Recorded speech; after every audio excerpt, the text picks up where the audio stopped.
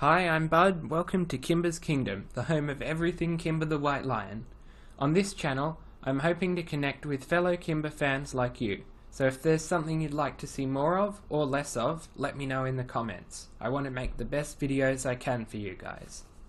In today's video, I'll be sharing an exclusive interview with Alli Kat, YouTube's resident Kimba superfan.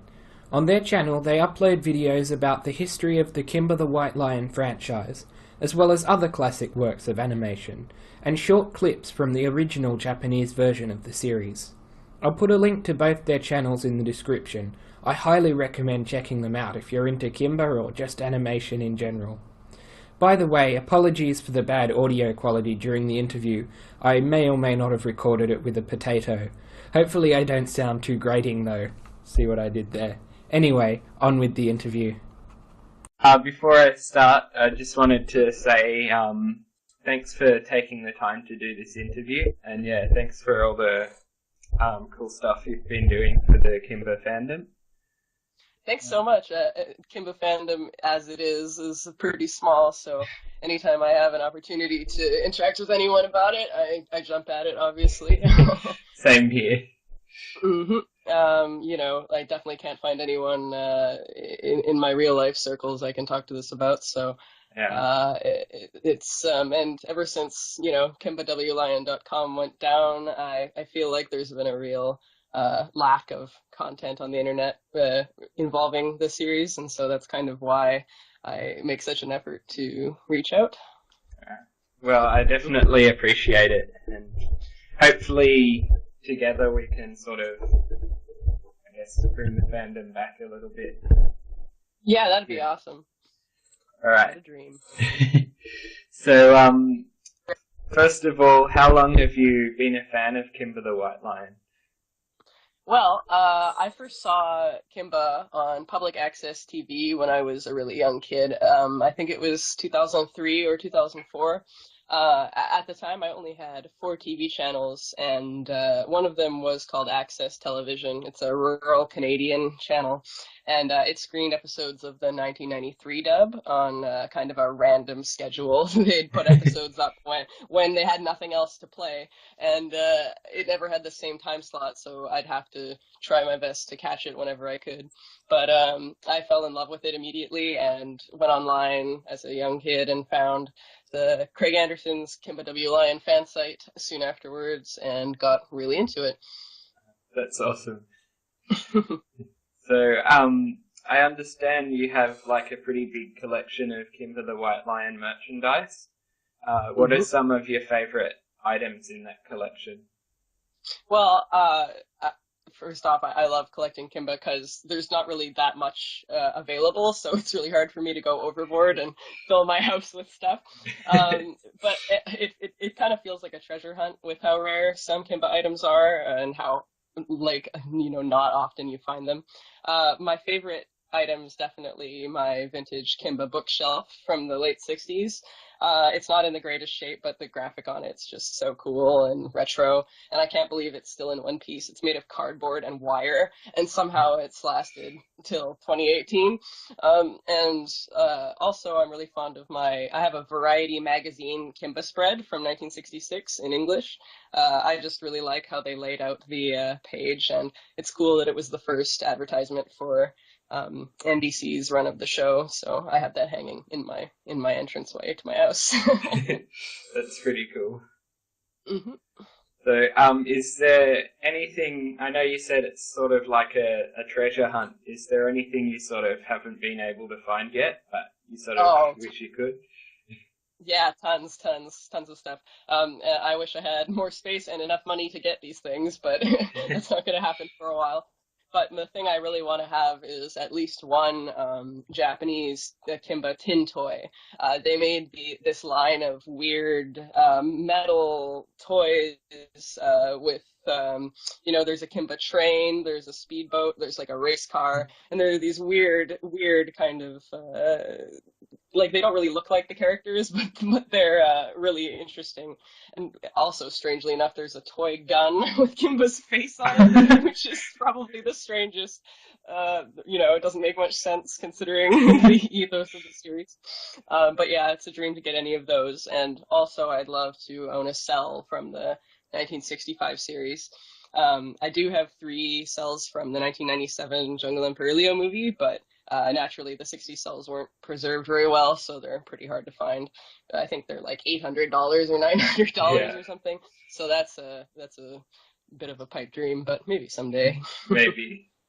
Yeah. Hopefully, one of us gets like a really rich subscriber with just like more money than sense. Yes, wealthy eccentrics. Gotta rely on that.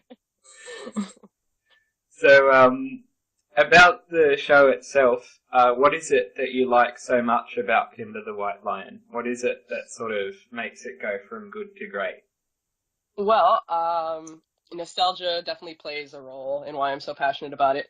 But the reason that I've stayed interested all these years is really the complexity of Kimba as a character.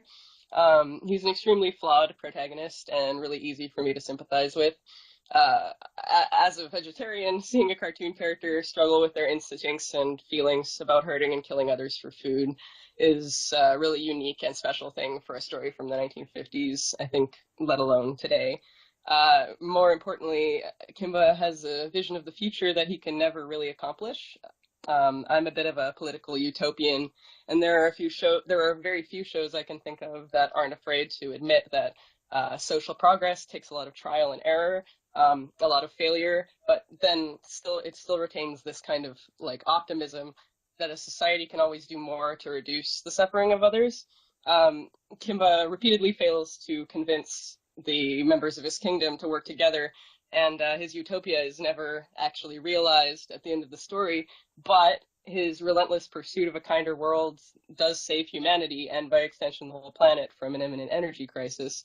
And I think that's a story that's extremely relevant today even and still very powerful. Yeah, and I guess you already kind of answered this, but you once described the tone of Kimber the White Lion as painful idealism. Can you explain sort of what you meant by that? Sure, yeah. Painful idealism. I wrote that in a YouTube comment once, I think, and I didn't Yeah, really think much of it when I wrote it, but the phrase does tie in pretty well with the whole utopian theme of the series.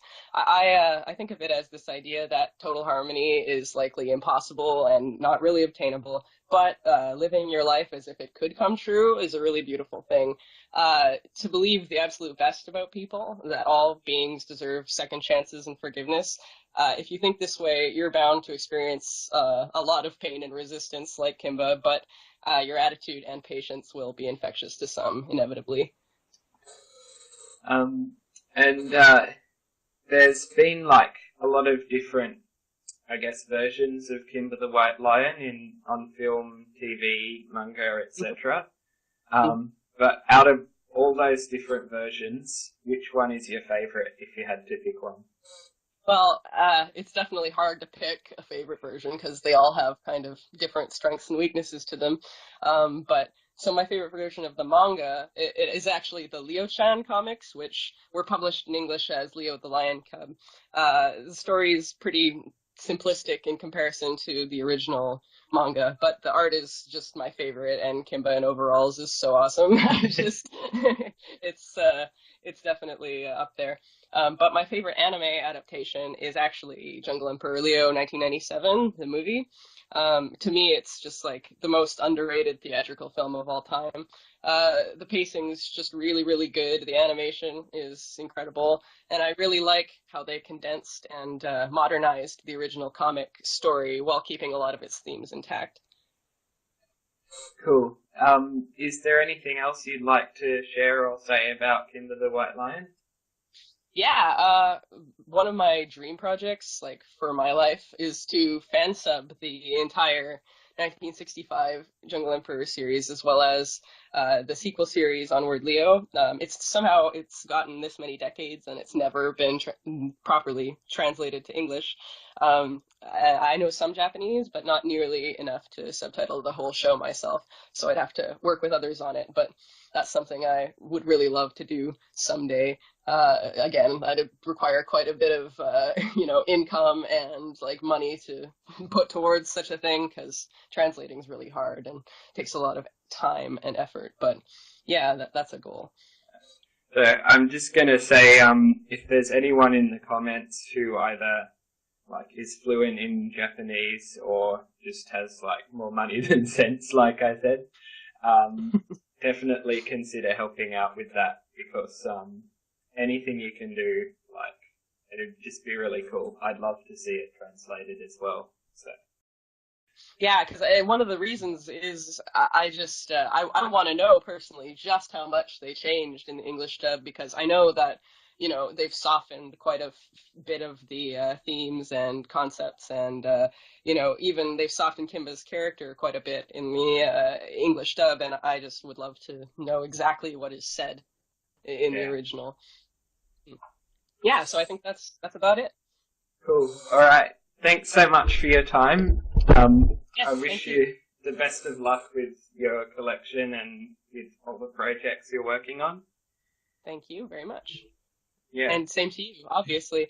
Good luck with your channel, and I hope we can, promote each other to our subscribers and kind of keep the train rolling a little bit. So, yeah. Thanks again. Thank you. Thanks so much. Yeah. See ya. So there you go. That was the world's biggest Kimba fan, Alli Kat. I'm sure that won't be the last of them you see on my channel. They were a joy to work with, and I'd love to do more collabs like this in future. That's all for now, fellow animals. If you enjoyed this video and you'd like to see more, hit the subscribe button and the bell icon so you won't miss a thing.